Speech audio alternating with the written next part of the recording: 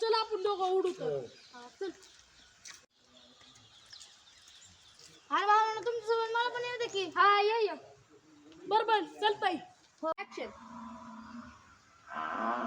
सुतळी बोंबले बाहेर वाचला रे. ए अरे भावाला काय करतात तिचं नाही का तुला फटाकडे फोडतो तर. अरे की भावा तू पण. वय ये की तू पण. अरे का रे कारण ग अरे मी सांगितलं तर तुम्ही तिथं सुद्धा वाजवायचं बंद करता. अरे असं काय ऐकू नका ह्याच्याकडे फटाकडा नाही म्हणून म्हणता येईल.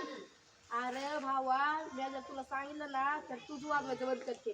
असं काय त्यात अरे फटाकड्यांमुळे आहे का नाही प्रदूषण होतंय आणि त्याच्यामुळं कार्बन डायऑक्साईडचं प्रमाण जास्त झालंय आणि वरनं जशी माणसं या बारकीला झाड वाटतात ना त्याच्यात ऑक्सिजनचं लई प्रमाण सुद्धा नाही. तुला माहिती आहे का आपल्या इकडे आपल्या गावात अख्खे चिमण्या कावळं का नाही दिसत कशामुळं. अरे झाडं बिड अख्खं तोडायची बंद झाले तर आणि जिथं झाड नाही तिथं सजीवांची जागाचे चान्सेस सुद्धा लय नसतात त्याच्यामुळंच कोणी येत नाही. आपण हे ओझोन वायू काम करतो काय करतो. अरे ओझोन वायूमुळं आपण जिवंत आहे.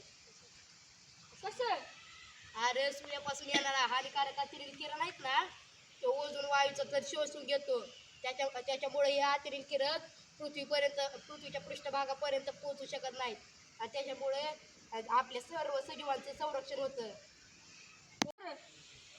आणि अतिनील किरणामुळे आपण माणूस जळून जातो त्याच्यामुळे आणि फटाकडे ही जास्त प्रदूषण करतात.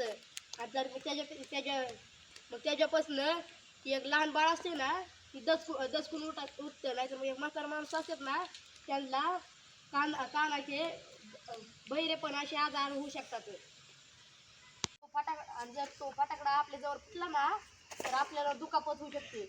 आणि प्रदूषण इतकं वाढलंय की त्या ओझोन वायूला सुद्धा बारकाली बिळ पडल्यात आणि त्यातनं अतिनील किरण येतात आणि मग ती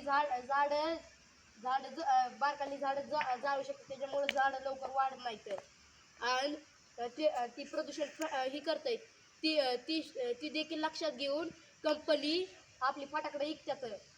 ती कशासाठी त्यांना पैसे कमवायचे त्याच्यासाठी आणि जर आपण तेच पैसे त्या फटाकडे न घेता जर गोरगरिबांची मदत करून त्यांची दिवाळी साजरी करायला घेतली तर मग कुणाचा फायदा होईल. आपल्याच गावाचा फायदा होणार कारण की आपल्या गावाचा विकास होईल. आपण पण पैसे साठवून गोरगरिबांची मदत करू.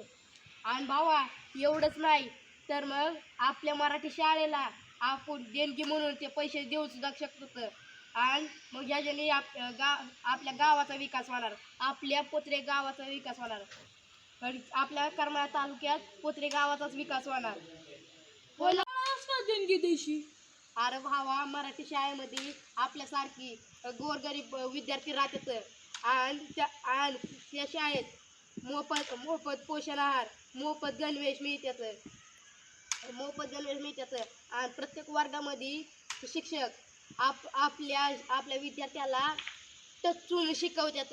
त्याच्यामुळं आपण फक्त आपल्या मराठी शाळेलाच देणगी द्यायची. व्हायला का भावा. तर मग मित्रांनो आता तुम्ही फटाकडे उडवणार आहेत का. नाही आम्ही मराठी शाळेला नाही तर गोरगरिबांनाच मदत करणार तरच आमची दिवाळी साजरी होईल.